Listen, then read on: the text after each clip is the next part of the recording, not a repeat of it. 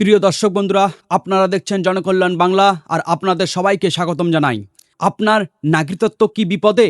আপনার কি এই রাজ্যে ভোট দেওয়ার অধিকার থাকছে না? হ্যাঁ, ঠিকই শুনেছেন। এসআইআর বা ভোট তালিকার নতুন আপডেট এমন কি ভয়ঙ্কর ফাঁদ লুকিয়ে আছে যা আপনার চোখে ঘুম কেড়ে নিতে পারে। কাল অর্থাৎ 28শে ফেব্রুয়ারি যে তালিকা বেরোতে চলেছে তাতে হয়তো আপনার নামটা আর নেই, বা থাকলেও আপনি হয়তো আর ভোট দিতে পারবেন না। ভাবছেন এ কি করে সম্ভব? তাহলে একটু থমকে দাঁড়ান আর পুরো ভিডিওটা মন দিয়ে দেখুন, কারণ আপনার একটু ভুল বা অসচেতনতা 2026 সালের বিধানসভা নির্বাচনের আপনার ভোট দেওয়ার অধিকার চিরস্তরে কেড়ে নিতে পারে। একই কাণ্ড।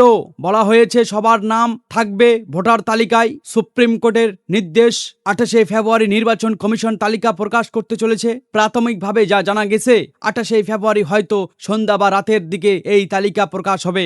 আর বলা হচ্ছে 7,08,00,000 ভোটার নামেই নাকি এই এসআইআর তালিকায় থাকবে। কিন্তু এখানে লুকিয়ে আছে আসল খেলা। আপনারা জানেন যে 28শে ফেব্রুয়ারি এই তালিকা কিন্তু চূড়ান্ত তালিকা নয়। এরপরে ধাপে ধাপে সাপ্লিমেন্টারি তালিকা প্রকাশ করা হবে। ভোট হয়তো ঘোষণা হয়ে যাবে মোটামুটি 15 থেকে 16ই মার্চ। আর যে দফায় ভোট হবে সেই দফায় মনোনয়নপত্র জমা দেওয়ার শেষ দিন পর্যন্ত এই সাপ্লিমেন্টারি তালিকা প্রকাশ করতে পারবে নির্বাচন কমিশন। এখন প্রশ্ন হলো, সবার নাম থাকবে কি করে? যাদের শুনানিতে ডাকা হয়েছিল, যাদের নথিপত্র সমস্যা বা লজিক্যাল ডিসফেন্সি ছিল, এমন প্রায় 60 লক্ষ ভোটার যাদের নথি যাচাই করার দায়িত্ব সুপ্রিম কোর্ট বিচার বিভাগকে দিয়েছে, তাদের নামও কি থাকবে? হ্যাঁ, সবার নাম থাকবে। আসলে এই কৌশলটা কেন? এক ধাক্কায় এত নাম বাদ দিলে যে বিশৃঙ্খলা পরিস্থিতি তৈরি হতে পারে সেই আশঙ্কা থেকেই হয়তো কমিশন সব প্রকাশ করে দিচ্ছে। কিন্তু আপনাকে এবার সাবধান হতে হবে। এসআইআর এর আপনার নাম তোলার জন্য নথিপত্র দেওয়া বা লাইনে দাঁড়ানো যেমন আপনার দায়িত্ব ছিল, ঠিক তেমনি বুথে প্রকাশিত তালিকার নাম আছে কিনা এবং কিভাবে আছে সেটা দেখাও আপনার দায়িত্ব। বুথে গিয়ে তালিকায় শুধু নিজের নাম দেখলে আনন্দিত হয়ে নাচতে নাচতে বাড়ি চলে আসবেন না, কারণ এই 7,08,00,000 নামের তালিকা মূলত 3টি ভাগে থাকবে আর এখানে আপনার ভাগ্য নির্ধারণ হবে। 1 নম্বর, অ্যাপ্রুভ। আপনার নামের পাশে বা পাতার হেডারে যদি অ্যাপ্রুভ লেখা থাকে তবেই আপনি নিশ্চিত, অর্থাৎ আপনাকে বৈধ ভোটার হিসাবে কমিশন স্বীকৃতি দিল। 2 নম্বর, জুডিশিয়াল প্রসেস। আপনার নাম যদি এই শুনানিতে ডাকা 60 লক্ষর মধ্যে থাকে তবে বিচার বিভাগীয় যাচাই চলছে বলে আপনার নামের পাশে এই লেখাটি থাকতে পারে। 3 নম্বর, ডিলেশন বা ডিলেট, অর্থাৎ আপনার নাম সরাসরি বাদ। যারা মারা গেছেন বা যারা অবৈধ ভোটার হিসাবে আগেই ঘোষিত হয়েছেন, যাদের নামের পাশে ডিলেট লেখা থাকবে, অর্থাৎ আপনি আর ভোটার নন। একবার ভাবুন, আপনি হয়তো নিশ্চিত হয়ে বাড়িতে বসে আছেন। আপনি ভাবছেন আমি তো সব কাগজ জমা দিয়েছিলাম, শুনানিতেও সব ঠিক বলা হয়েছিল, আমার নাম তো থাকবেই। কিন্তু ভোট ঘোষণার পর সাপ্লিমেন্টারি তালিকা দেখলেন আপনার নাম নেই, তখন আর আপনারা কিছু করার থাকবে না। 2026-এর বিধানসভা নির্বাচনে আপনি আর কোনোভাবেই ভোট দিতে পারবেন না। প্রশ্ন উঠলে আপনার হাতের মুঠো থেকে সরকার সুযোগ সুবিধাগুলো কিন্তু ফসকে যেতে পারে। এই যে আপনারা বিধবা ভাতা, বৃদ্ধ ভাতা, প্রতিবন্ধী ভাতা এবং বাংলার বাড়ি প্রকল্পের মতন জনকল্যাণমূলক প্রকল্পগুলোর সুবিধা পাচ্ছেন, তার সঙ্গে রেশন, ভোটার কার্ড বাতিল হলে সেই সুবিধাগুলো কি আর সুরক্ষিত থাকবে? সরকারি খাতায় যদি আপনি বৈধ ভোটার বা নাগরিক না থাকেন তাহলে সরকার অনুদান আপনি কিভাবে পাবেন? এই ভয়ঙ্কর সত্যটা কেউ আপনাকে খুলে বলবে না। তাই 1 মার্চ রবিবার আপনাদের কি করতে হবে সেটা আমি পয়েন্ট করে বুঝিয়ে দিচ্ছি, খুব মন দিয়ে শুনুন, প্রয়োজনে লিখে রাখুন। প্রথমত, মার্চের 1 তারিখ সকালবেলা নিজের এলাকায় বুথে চলে যান। কোনো দালালের চক্করে পড়বেন না বা পাড়ার মোড়ে দাঁড়িয়ে লোকের মুখের কথায় বিশ্বাস করবেন না।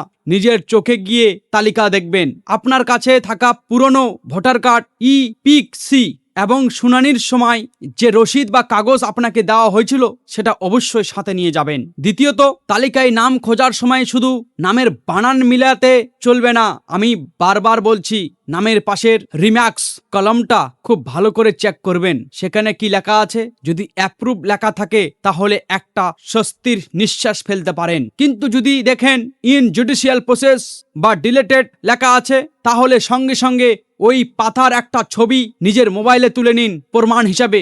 ওটা আপনার কাজে লাগবে। তৃতীয়ত, বুথ লেভেল অফিসার বা বিএলও এদের সাথে কোনো রকম বচসায় বা ঝগড়ায় জড়াবেন না। মনে রাখবেন, ওরা শুধু উপরতলার নির্দেশ পালন করেছেন। তালিকায় নাম না থাকলে বা বাতিল দেখালে ওদের সাথে ঝগড়া করে কোনো লাভ হবে না, উল্টো আপনার সময় নষ্ট হবে। তাই বন্ধুগণ, আমি বারবার বলছি, সব জায়গায় আপনি সতর্ক থাকবেন, ভালো থাকবেন। জনকল্যাণ বাংলায় যদি আপনি পতন হন, তাহলে সাবস্ক্রাইব করে রাখবেন। চতুর্থম, যদি দেখেন আপনার নাম বাদ গেছে বা ডিলেট বা শুনানির ঘরে জুডিশিয়াল প্রসেস আটকে আছে, তাহলে এক মুহূর্ত সময় নষ্ট করবেন না। নির্বাচন কমিশনের যে সাপ্লিমেন্টারি বা অতিরিক্ত তালিকার বানানোর কথা বলা হয়েছে, তার জন্য আবার ফর্ম ফিল আপ বা আপিল করার সুযোগ হয়তো খুব সামান্য সময়ের জন্য দেওয়া হবে। হয়তো 1 মার্চ থেকে বা 15 মার্চের মধ্যে আপনাকে সমস্ত প্রমাণপত্র জোগাড় করে এসডিও অফিস বা বিডিও অফিসে দৌড়াতে হবে। তাই আপনার প্যান কার্ড, আধার কার্ড, জমির দলিল, পুরনো রেশন কার্ড এবং আপনার বাবা ঠাকুরদার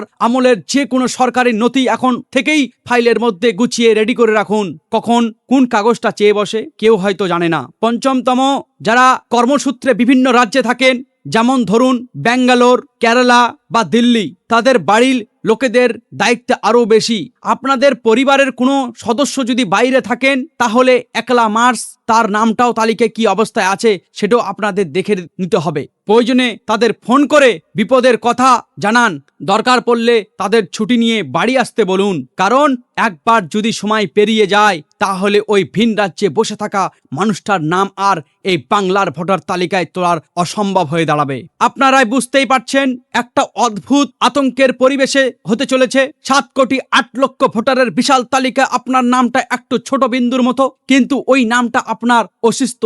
ওই নামটাই প্রমাণ করে যে এই মাটিতে আপনার অধিকার আছে। 2026 সালের এই নির্বাচন শুধু কে সরকার গড়াবে তার নির্বাচন নয়। এই নির্বাচন হয়তো প্রমাণ করবে কে এই রাজ্যের আসল বাসিন্দা আর কে নয়। তাই আপনাদের কাছে আমার বিনীত অনুরোধ, এই যে তথ্যগুলো নিজের মধ্যে চেপে রাখবেন না।